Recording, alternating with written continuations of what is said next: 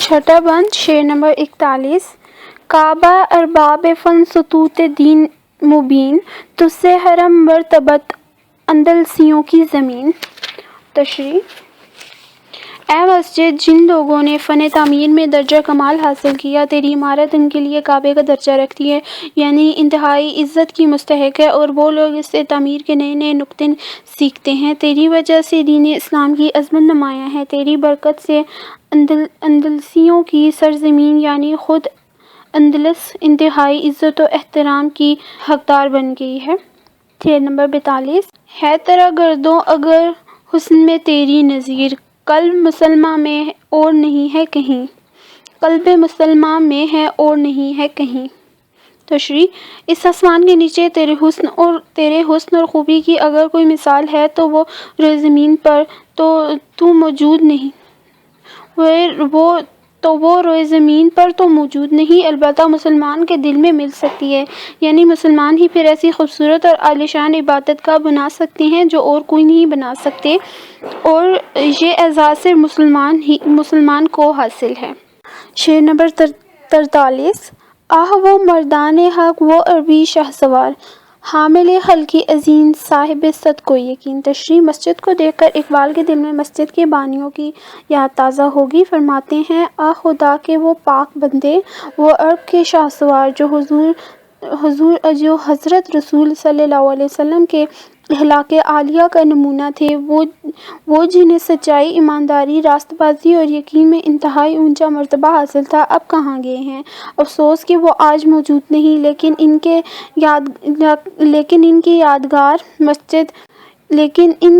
کے یادگار اس مسجد کی شکل میں موجود ہیں۔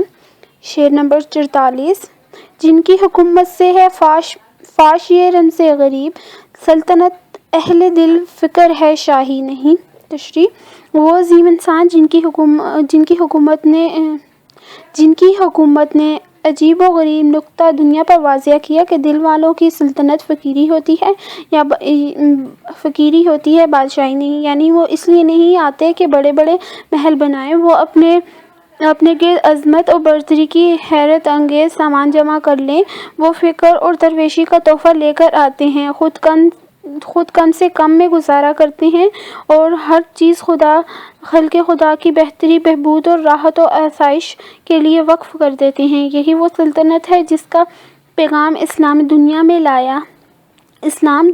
لایا، یہی وہ حکمرانی ہے جس کا بہترین نمونہ خلافت راشدہ نے پیش کیا۔ جو عرب اندلس پہنچے تھے وہ بھی یہی نمونہ لے کر آئے تھے، اور اس کی وجہ سے خود اندلسی مسیحیوں نے اپنے بادشاہ کو چھوڑ کر ان مسلمان عربوں کا ساتھ دیا تھا۔ شعر نمبر 45۔ جن کی نگاہوں نے کی تربیت شرق و غرب، ظلمت یورپ میں تھی جن کی خرد رابی نے۔ ظلمت یورپ میں تھی جن کی خرد رہبین۔ تشریح۔ وہی مردان حق تھے جنہوں نے مشرق و مغرب کو صحیح تربیت دی، اور یورپ کے اندھیرے میں صرف وہ تھے جن کی عقلیں صحیح راستہ دیکھنے والی تھیں۔ انہی کی بدولت یورپ کے علم و دانش کے چراغ روشن ہوئے۔ اہل یورپ کے لیے تاریکی و جہالت کے دور سے نکل کر علم و تہذیب کے دور میں آنے کا سر و سامان فراہم کرنے کا صحرا انہی مسلمانوں کے سر ہے۔ شعر نمبر 46۔ جن کے لہو کے طفیل آج بھی ہیں اندلسی، خوش دل اور گرم احتیاط، سادہ اور روشن جبیں۔ تشریح۔ خلق عظیم کے وہی پیکر تھے جن کا لہو آج تک اندلسیوں کی رگوں میں دوڑ رہا ہے، اور یورپ کی دوسری قوموں کے مقابلے میں اندلس کے باشندے خوش دل، مہمان نواز، میل جول میں پرتپاک، سادہ مزاج اور روشن پیشانیوں والے، یعنی خوبصورت ہیں۔ شعر نمبر 47۔ آج بھی اس دیس میں عام ہے چشم غزال، اور نگاہوں کے تیر آج بھی ہیں دل نشین۔ تشریح۔ اندلس میں آج بھی ہرن جیسی آنکھیں ہر جگہ دیکھی جا سکتی ہیں، اور حسینوں کی نگاہوں کے تیر آج بھی دل میں ترازو ہوتے ہیں۔ مراد یہ ہے کہ حسن کی علامتیں عربی خون کی آمیزش کا نتیجہ ہیں۔ اقبال کے اس شعر میں تغزل اور شاعریت جوبن پر ہے۔ شعر نمبر 48، بوئے یمن آج بھی اس کی ہواؤں میں ہے، بوئے یمن آج بھی اس کی ہواؤں میں ہے، رنگ حجاز آج بھی اس کی نواؤں میں ہے۔ تشریح، اندلس کی فضاؤں میں آج بھی یمن کی خوشبو موجود ہے اور اس کے نغموں میں آج بھی حجازی رنگ نمایاں ہے۔ بوئے یمن کا اشارہ اس مشہور مگر غیر مستند حدیث کی طرف ہے، جس کا مضمون یہ ہے کہ حضرت رسول اکرم صلی اللہ علیہ وسلم کو یمن کی جانب سے ٹھنڈی ہوا آئی۔ بظاہر اس سے یہ مراد ہے کہ جو عرب ابتدا میں اندلس جا کر آباد ہوئے، ان میں بڑا حصہ یمن کے عربوں کا تھا، ان کی نسل اب بھی وہاں موجود ہے۔ نیز اندلس کی موسیقی دوسرے یورپی ملکوں کی موسیقی کے مقابلے میں حجازی موسیقی سے زیادہ مشابہ ہے اور اس میں عربی اثرات نمایاں ہیں۔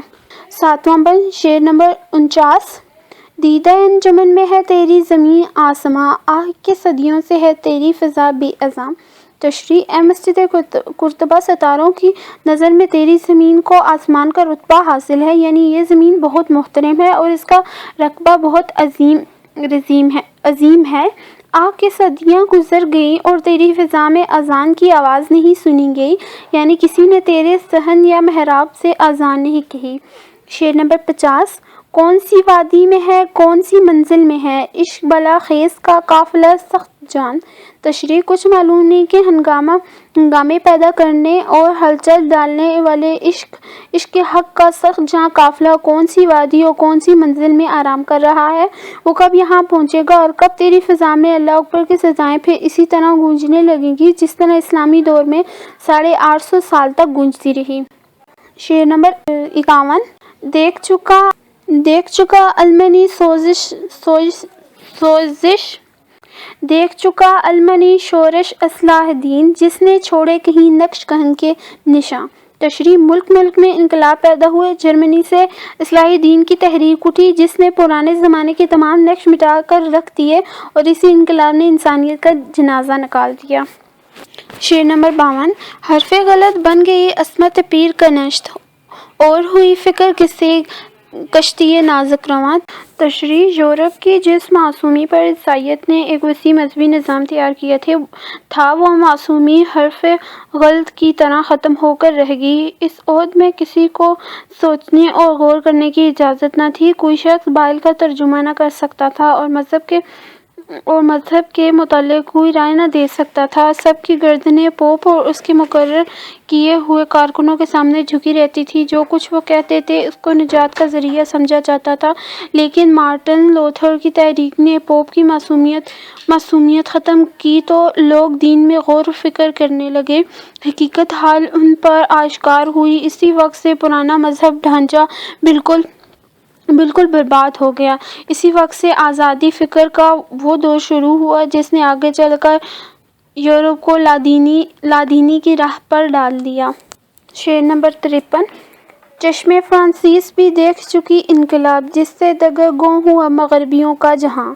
تشریح، اس شعر میں اقبال انقلاب فرانس کا حوالہ دے کر کہتے ہیں کہ فرانسیسی کی آنکھ نے انقلاب کا نقشہ دیکھ لیا، جس میں نہ محض فرانس کی پرانی شہنشاہی ختم ہوئی بلکہ یورپ کے پورے پرانے نظام سلطنت میں الٹ پلٹ شروع ہو گئی، یعنی دوسرے ملکوں میں بھی بادشاہی کو ختم کر دیا گیا اور جمہوریت قائم کی گئی اور وہاں نئی تہذیب نے فروغ پایا۔ شعر نمبر 54، ملت رومی نژاد کہنا پرستی سے پیر، لذت تجدید سے وہ بھی ہوئی پھر جواں۔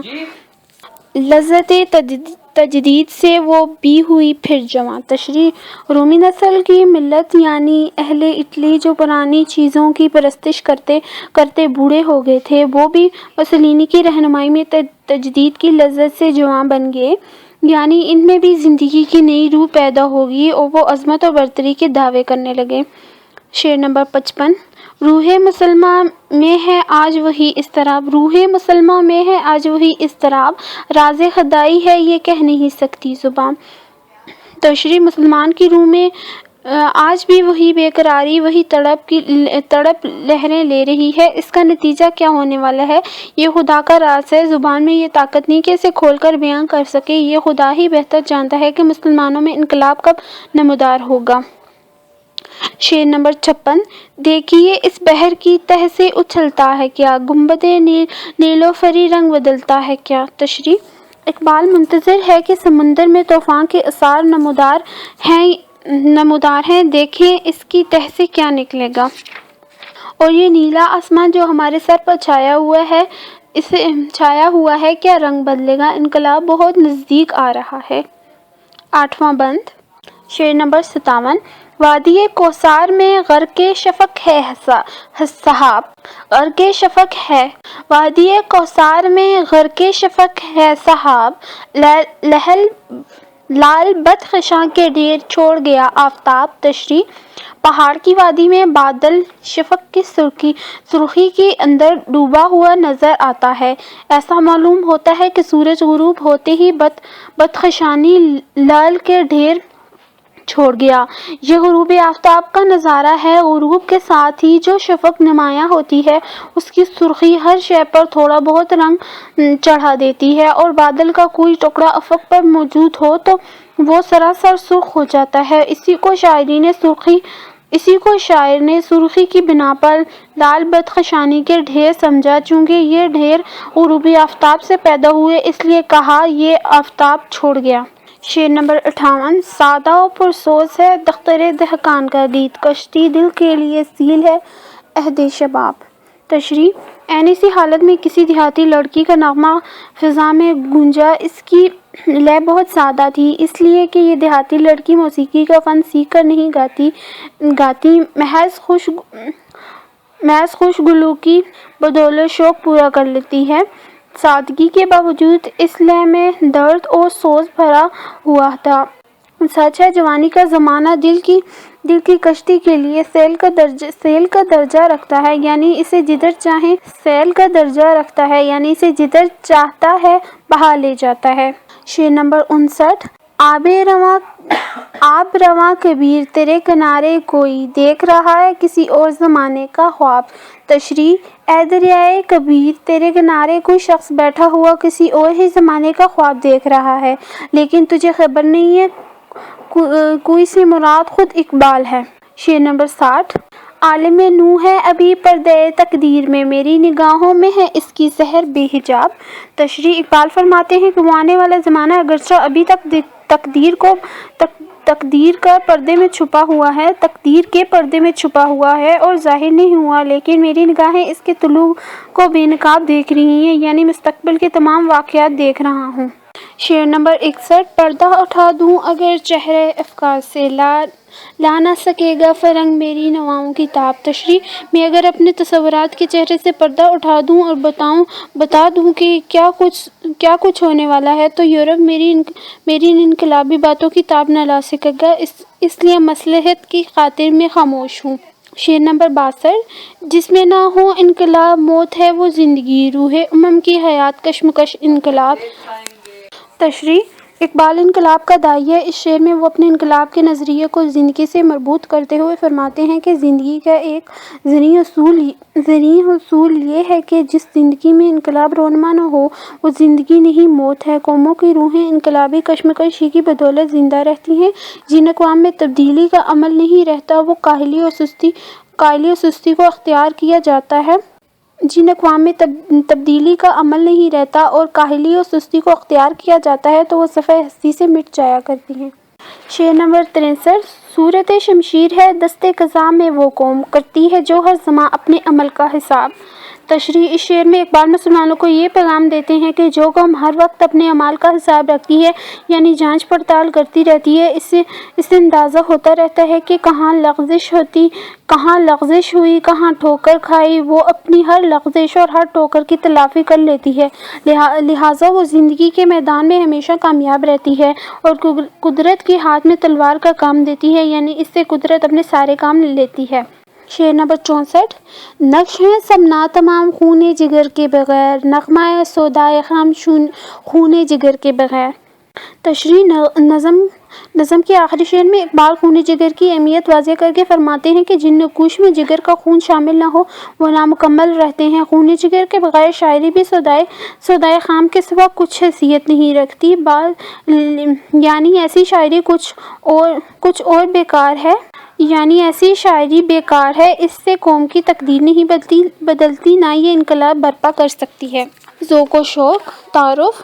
جیسا کہ اقبال نے خود لکھا ہے کہ اس نظم کے اکثر شعر فلسطین میں کہے گئے تھے، جہاں وہ دسمبر 1931 میں عالمی مسلم کانگریس کی شرکت کے لیے گئے تھے۔ کم و بیش 8 دن بیت المقدس میں رہے، کانگریس کے جلسوں میں شرکت کی، فلسطین کے بعد مقدس اور مشہور مقامات بھی دیکھے، جسے بیت لحم، الخلیل، جبرون یا مزار سیدنا موسیٰ علیہ السلام۔ خود بیت المقدس میں حرم کے علاوہ بعض دوسرے تاریخی مقامات بھی دیکھی۔ کانگریس میں شریک ہونے والے تمام اصحاب کے لیے امیر عبداللہ مرحوم والی شرق اردن نے اپنی سلطنت کے حدود میں دعوت کا انتظام کیا تھا۔ اس دعوت میں اقبال بھی شریک ہوئے تھے۔ یہ دعوت فلسطین اور شرق اردن کی سرحد پر ہوئی تھی۔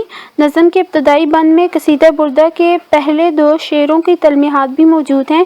اس سے خیال ہوتا ہے کہ یہ نظم دراصل حضرت رسول اکرم صلی اللہ علیہ وآلہ وسلم کے عشق میں لکھی گئی ہے۔ ابتدا میں سعدی کا یہ مشہور شعر نقل ہے: دریغ آمدن زاں ہمہ بوستان، تہی دست رفتن سوئے دوستان۔ ترجمہ: میرا اس علاقے سے جو گلستان و بوستان ہے خالی ہاتھ واپس جانا میرے لیے نہایت رنج اور دکھ کی بات تصور ہوگی۔ ابتدائی بند کے بعض شعروں میں عربی شاعری کا رنگ پیدا کیا گیا ہے۔ فرنگ، حسن ازل، ابتدائی حسن مراد ہے جس سے دنیا وجود میں آئی، اس وقت کا حسن، سود، فائدہ، کوہ عظم، حجاز کا ایک پہاڑ جو مدینہ منورہ سے شمال کی جانب تقریباً 1 منزل پر واقع ہے۔ کاظمہ، یہ کظن سے ہے جس کی معنی ہے غصے کا ٹھنڈا ہونا۔ کاظم کے معنی ہوئے غصے کو ٹھنڈا کرنے والی، یہ مدینہ منورہ کے مختلف ناموں میں سے ایک نام ہے۔ غزنوی، اشارہ ہے سلطان محمود غزنوی کی طرف۔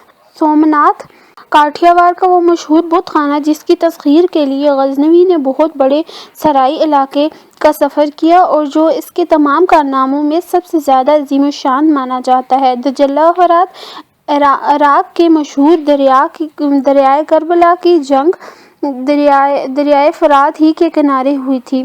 معنی: دریاب، وہ مطلب جو مشکل سے سمجھ میں آئے۔ جلوتیہ، مدرسہ، ظاہری علوم پڑھنے پڑھانے والے۔ خلوتیاں، میکدہ، ذکر و فکر اور روحانیت میں مگن رہنے والے۔ لوح و قلم، لوح کے معنی تختی کے ہیں، اسے لوح محفوظ کا نام بھی دیا جاتا ہے۔ قلم جس سے لکھا جاتا ہے۔ لوح و قلم علم الہی کی یہاں کی ایک مثالی صورت ہے اور اس سے مراد علم الہی ہے جو پوری کائنات پر حاوی ہے۔ قافلہ ہے رنگ و بو، لفظی معنی رنگ و بو کے قافلہ مراد ہے مردان حق۔ طلسم، چادر، پرنیاں، ریشم، طناب، رسی۔ الکتاب، قرآن مجید۔ آبگینہ رنگ، شیشے جیسا۔ محیط، احاطہ کرنے والا۔ سنجر، ایک مشہور بادشاہ کا نام جو عراق کے علاقے سنجر میں پیدا ہوا۔ باپ کا نام ملک شاہ سلجوقی تھا، سلجوقی خاندان سے تعلق رکھتا تھا۔ سلیم، عثمانی خاندان کا ایک مشہور تاجر جس نے مصر فتح کیا تھا۔ اس کے عہد میں ترکوں کو خلافت ملی اور منصب حرمین شریف ملی۔ جنید، مشہور ولی، حضرت جنید بغدادی۔ بازید، مشہور ولی اللہ بایزید۔ غیاب، غائب ہونا۔ نخیل بے رطب، کھجور کا وہ درخت جو پھل نہ دے۔ معرکہ کہن، پرانی لڑائی۔ ابو لہب، ایک بڑے کافر جو حضور صلی اللہ علیہ وسلم کے چچا تھے۔ گاہ کبھی، عالم سوز و ساز، جلن اور تڑپ کی دنیا۔ مرغ آرزو، ارمان کی موت۔ لذت طلب، مانگنے کا مزہ۔ عین وصال، نزدیک ترین ملاقات۔ میں کشد، کھینچ لیتا ہے۔ قافلہ حجاز، مراد ہے مسلمانوں کا قافلہ۔ پہلا بند، شعر نمبر 1۔ قلب و نظر کی زندگی دشت میں صبح کا سماں، چشمہ آفتاب سے نور کی ندیاں رواں۔ تشریح: اقبال اس نظم کے آغاز میں منظر نگاری کرتے ہوئے فرماتے ہیں کہ بیاباں میں صبح کا سماں دل اور نظر کو زندگی بخشتا ہے، سورج کے چشمے سے نور کی ندیاں نکل کر بہنے لگتی ہیں۔ شعر نمبر 2: حسن ازل کی ہے نمود، چاک ہے پردہ وجود، دل کے لیے ہزار ستوت، ایک نگاہ کا ضیاء۔ تشریح: ایسا معلوم ہوتا ہے کہ حسن ازل ایک مرتبہ پھر بے نقاب ہو گیا، گویا وہی کیفیت سامنے آ گئی جو اس کائنات کی تخلیق کے وقت رونما ہوئی تھی، وجود کا پردہ چاک ہو گیا۔ اس نظارے کے لیے ایک نگاہ کا نقصان برداشت کرنا بہت سے فائدے دیتا ہے۔ شعر نمبر 3: سوہو کو بود بدلیاں چھوڑ گیا سحاب شب، کوہ عزم کو دے گیا رنگ برنگ تلسیاں۔ تشریح: رات کے وقت آسمان پر جو بادل چھایا تھا وہ رات کا بادل خود رخصت ہو گیا اور اپنے پیچھے لال اور نیلی بدلیاں چھوڑ گیا۔ ان بدلیوں نے کوہ اصنم کو رنگارنگ کی چادر پہنا دی۔ اس شعر میں دراصل شاعر مدینہ منورہ کے گرد و نواح کا منظر پیش کر رہا ہے۔ شعر نمبر 4: گرد سے پاک ہوا برگ نخل دھل گئے، ریگ نواح کاظمہ نرم ہے مثلِ پرنیاں۔ تشریح: بارش ہو چکی تھی جس کی بدولت ہوا گرد و غبار سے پاک ہو گئی، کھجور کی شاخیں دھل کر نکھر گئی، مدینہ منورہ کے آس پاس کی ریت ریشم کی طرح نرم ہو گئی۔ شعر نمبر 5: آگ بجھی ہوئی ادھر، ٹوٹی ہوئی طناب ادھر، کیا خبر اس مکان سے گزرے ہیں کتنے کارواں۔ تشریح: مسافر چلتے چلتے ایک ایسے مقام پر پہنچے جہاں ایک طرف راکھ تھی اور معلوم ہوتا تھا کہ یہاں قافلے والوں نے کھانا پکانے کے لیے آگ جلائی، وہ رخصت ہو گئے تو آگ بجھ گئی۔ دوسری طرف کچھ ٹوٹی ہوئی رسیاں دکھائی دیں، یہ اس امر کی علامت تھی کہ اس سے پہلے بھی قافلے ٹھہر چکے ہیں۔ پھر اسے خیال آیا کہ یہ بھی محنت والوں کی عام گزرگاہ ہے، خدا جانے اہل عشق کے کتنے قافلے یہاں سے گزر چکے ہیں۔ شعر نمبر 6: آئی صدائے جبریل تیرا مقام ہے یہی، اہل فراق کے لیے عیش دوام ہے یہی۔ تشریح: اس موقع پر جبریل کی آواز آئی کہ اے عاشق تیرا اصل مقام یہی ہے، اسی جگہ جدائی کے سائے ہواؤں کی دائمی راحت حاصل ہوتی ہے۔ دوسرا بند۔ شعر نمبر 7: کس سے کہوں کہ زہر ہے میرے لیے مہ حیات، کہنا ہے بزمِ کائنات تازہ ہیں میرے واردات۔ تشریح: اقبال فرماتے ہیں کہ میں کس سے کہوں کہ زندگی کی شراب میرے لیے زہر کی حیثیت رکھتی ہے، یعنی میں زندگی سے بیزار ہوں، اس لیے کہ کائنات کی محفل پرانی ہو چکی اور پرانے طور طریقوں پر قائم ہے۔ میرے دل میں جو احساسات اور نظریات پیدا ہوئے ہیں وہ بالکل نئے رنگ کے ہیں۔ بزمِ کائنات کو مجھ سے کوئی مناسبت نہیں اور مجھے اس سے کوئی مناسبت نہیں، لہٰذا زندگی سے بیزاری کیوں پیدا نہ ہو۔ شعر نمبر 8: کیا نہیں اور غزنوی کارگاہ حیات میں، بیٹھے ہیں کب سے منتظر اہل حرم کے سومنات۔ تشریح: کعبہ والے ہی اپنی اصلیت کو بھول گئے، انہوں نے کبھی کعبے کی جگہ سومنات بنا لیے، انہیں توڑنے کے لیے غزنوی جیسے شخص کی ضرورت ہے۔ کیا زندگی کی کارگاہ میں کوئی غزنوی موجود نہیں جس کے لیے کعبے والوں کے سومنات مدت سے انتظار کر رہے ہیں کہ کوئی آئے اور اسے ٹکڑے ٹکڑے کر دے۔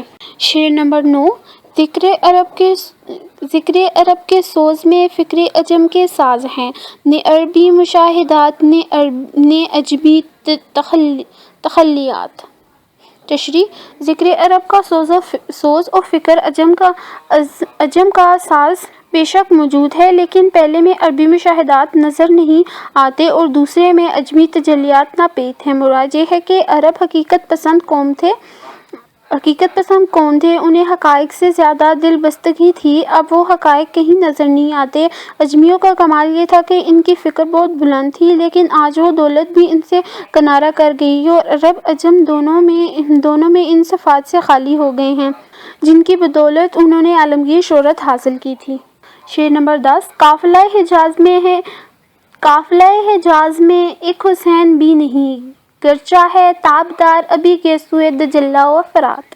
تشریح اقبال حسین رضی اللہ تعالیٰ عنہ کی تلمی کا ذکر کر کے کہتے ہیں کہ حجاز کے قافلے کو دیکھ، اس میں ایک حسین نظر نہیں آتا جو ظلم و جبر اور استبداد کے خلاف ہو اور اس کے سامنے کھڑا ہو جانے پر اپنا سر کٹوا دے لیکن راہ حق سے ادھر ادھر نہ ہو۔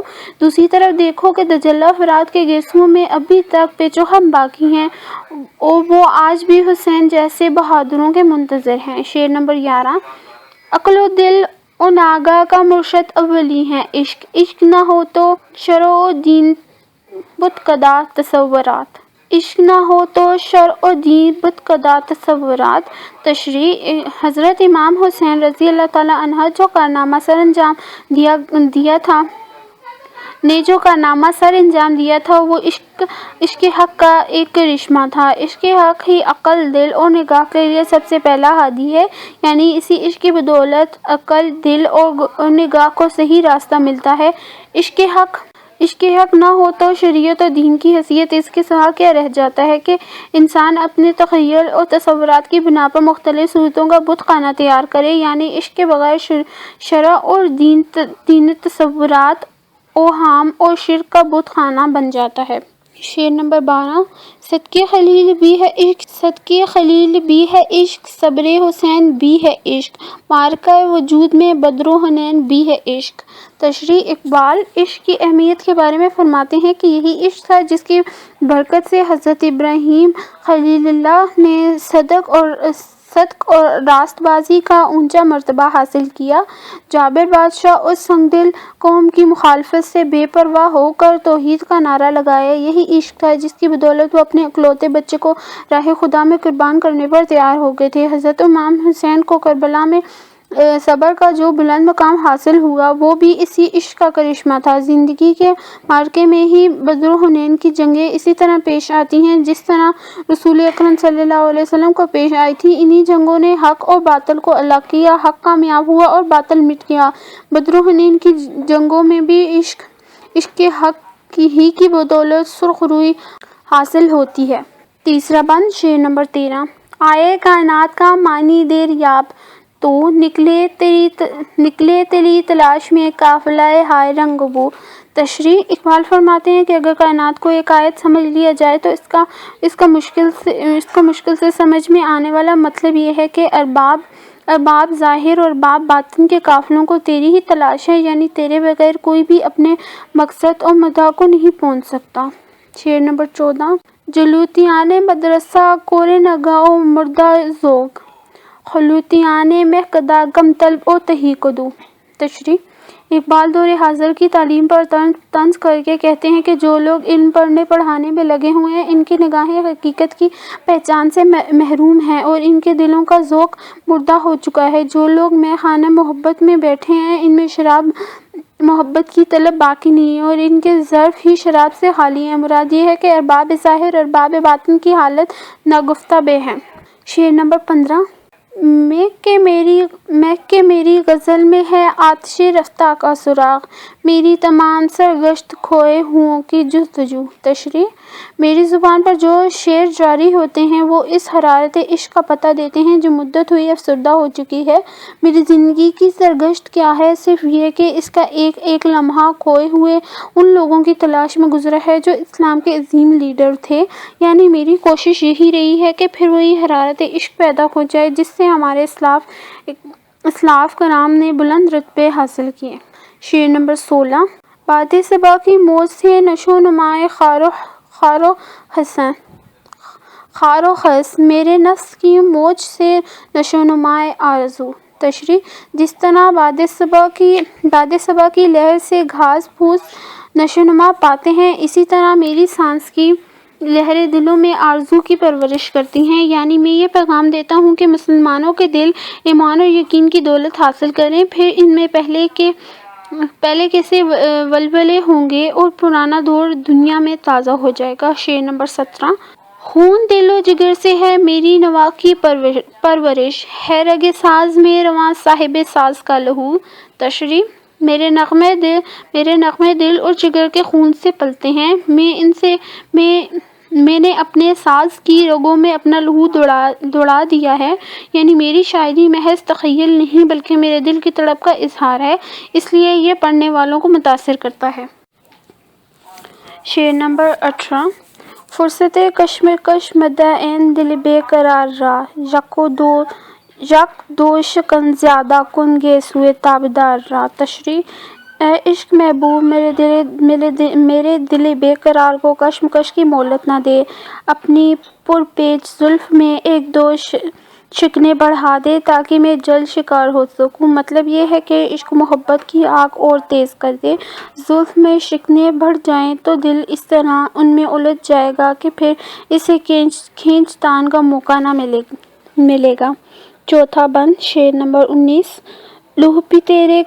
لوح بھی تو قلم بھی تو، تیرا وجود الکتاب، گنبد آبگینہ رنگ تیرے محیط میں حباب۔ تشریح۔ علامہ اقبال شعر میں سرور کائنات فخر موجودات سرکار دو عالم صلی اللہ علیہ وآلہ وسلم کی بارگاہ میں نذرانہ عقیدت پیش کرتے ہوئے کہتے ہیں کہ یا رسول اللہ صلی اللہ علیہ وسلم، آپ ہی وہ لوح محفوظ ہیں جس پر اللہ تعالیٰ نے کائنات کی تقدیر رقم فرمائی ہے، اور آپ صلی اللہ علیہ وسلم ہی وہ قلم ہے جس کے ساتھ اللہ تعالیٰ نے یہ تقدیر لکھی ہے۔ اس کائنات میں جو کچھ اور جتنا کچھ بھی ہے وہ آپ ہی کے وجود مسعود کی بدولت عالم وجود میں آیا۔ اگر آپ صلی اللہ علیہ وسلم نہ ہوتے تو نہ لوح ہوتی اور نہ قلم ہوتا۔ علم اعلیٰ اس دنیا پر آشکار ہوا ہے تو آپ ہی کے ذریعے ہوا ہے۔ آپ صلی اللہ علیہ وسلم ہی کا وجود قرآن مجید ہے، اس لیے کہ آپ ہی خدا کے احکام کو انسانوں تک پہنچانے کا ذریعہ بنے۔ آپ کے اخلاق عالیہ قرآن کی جیتی جاگتی تصویر تھے۔ آپ میں قرآن مجید میں جو کچھ نازل ہوا اس کا مکمل عملی نمونہ آپ ہی کی ذات بابرکت تھی، اور اس لحاظ سے آپ کا وجود مبارک چلتا پھرتا قرآن تھا۔ ہم دنیا کے فانی اور بے خبر انسان آپ کی شان بلند کا کیا ادراک کر سکتے ہیں؟ آپ کی شان کا ہلکا سا اندازہ تو اس بات سے کیا جا سکتا ہے کہ یہ شیشے جیسا گنبد جسے ہم لوگ آسمان کہتے ہیں، آپ کے وجود کے سمندر میں محض ایک بلبلے کی حیثیت رکھتا ہے۔ شعر نمبر 20۔ عالم آب و خاک میں تیرے ظہور سے فروغ، ذرہ ریگ کو دیا تو نے طلوع آفتاب۔ تشریح۔ علامہ اقبال کہتے ہیں کہ یا رسول اللہ صلی اللہ علیہ وسلم، اس کائنات کو آپ ہی کے ظہور سے فروغ حاصل ہوا ہے، اور آپ ہی کی بدولت اس کائنات میں رونق اور رعنائی ہے۔ آپ ہی کی بدولت اس دنیا کا اور اس دنیا کی تمام چیزوں کا وجود ہے۔ اس کائنات کو زندگی ملی ہے تو آپ ہی کے طفیل ملی ہے۔ یہ آپ کی ہی ذات گرامی ہے جس نے ریت کے ذرے کو سورج کی سی تابانی اور درخشانی عطا فرما دی، اور مور بے مایا کو ہمسر سلیمان کر دیا۔ شعر نمبر 21۔ شوکت سنجر و سلیم تیرے جلال کی نمود، فقیر جنید و بایزید تیرا جمال بے نقاب۔ تشریح۔ علامہ اقبال سرتاج انبیاء سرکار دو عالم صلی اللہ علیہ وسلم کی بارگاہ ناز میں پوری عاشقانہ نیازمندیوں کے ساتھ نذرانہ عقیدت پیش کرتے ہوئے کہتے ہیں کہ یا رسول اللہ علیہ وسلم، یہ دنیا چونکہ آپ ہی کی ذات گرامی کی بدولت وجود میں آئی ہے، اس لیے اس دنیا میں آپ کے جلال اور آپ کے جمال دونوں کی شان دیکھنے میں آتی ہے۔ سلطان سنجر اور سلیم جیسے جلیل القدر بادشاہوں کی شان و شوکت آپ صلی اللہ علیہ وسلم کے جلال کا کرشمہ تھی۔ سلطان سنجر سلجوقی خاندان کا وہ نامور بادشاہ تھا کہ مشرق کی سرزمین میں اس سے زیادہ شان و شوکت والا بادشاہ شاید ہی کوئی اور گزرا ہو۔ اس کی عظمت و سطوت و رعب و دبدبے کا یہ عالم تھا کہ جب حضرت امام غزالی اس کے دربار میں تشریف لے گئے تو سلطان کی شان و شوکت دیکھ کر ان کے بدن میں رشا طاری ہو گیا۔ اگرچہ سلطان نے ان کی انتہائی تعظیم و تکریم کی، تخت شاہی سے اتر کر ان کا استقبال کیا اور اپنے برابر مسند پر جگہ دی، مگر اس کے باوجود امام غزالی پر سلطان کی ہیبت کا اثر دور نہ ہوا۔ اسی طرح سلطان سلیم سلاطین عثمانیہ کا وہ مشہور تاجدار تھا جس کے 8 سال دور حکومت میں سلطنت کی حدود پھیل کر دگنا ہو گئی۔ اس نے دیار بکر پرمینیا، کوروشان، شام اور مصر کو فتح کیا۔ اس کے دور میں عثمانی سلاطین کو خلافت کا منصب ملا اور حجاز کی سلطنت عثمانیہ میں شامل ہونے کے بعد وہ خادم الحرمین الشریف کے لقب سے یاد کیے جانے لگے۔ غرض یہ دونوں جلیل القدر سلطان آپ رضی اللہ تعالیٰ عنہ کی شان جلال کا ایک نمونہ تھے۔ اس کے برعکس حضرت جنید بغدادی اور حضرت بایزید بسطامی کی فکر و درویشی میں آپ صلی اللہ علیہ وسلم کی شان جمال کی جھلک نظر آتی تھی۔ حضرت جنید بغدادی کا شمار اولیاء کبار میں ہوتا ہے۔ انہوں نے اپنے زہد و اتقا کی بدولت طبقہ صوفیہ میں بہت بلند مقام پایا اور وہ سید الطائفہ کے لقب سے مشہور تھے۔ حضرت بایزید بسطامی کا نامی طبقہ صوفیہ میں اتباع شریعت کے لیے ضرب مثل کی حیثیت رکھتا ہے اور ان کا یہ مقولہ بہت مشہور ہے کہ الاستقامہ فوق الکرامہ، یعنی شریعت اسلام پر استقامت دکھانا کرامت دکھانے سے بڑھ کر ہے، اور اس لحاظ سے سب سے بڑی کرامت جو ایک مسلمان سے ظاہر ہو سکتی ہے وہ یہ ہے کہ وہ اتباع شریعت میں کامل ہو۔ اس طرح ہمیں سلطان سنجر اور سلطان سلیم کی شوکت و سطوت میں آپ صلی اللہ علیہ وسلم کا جلال نظر آتا ہے، تو حضرت جنید بغدادی اور حضرت بایزید بسطامی جیسے اولیاء اللہ کی خدا پرستی اور درویشی، فقہ و قناعت اور استغنا میں آپ صلی اللہ علیہ وسلم کے جمال کی شان بے نقاب دکھائی دیتی ہے۔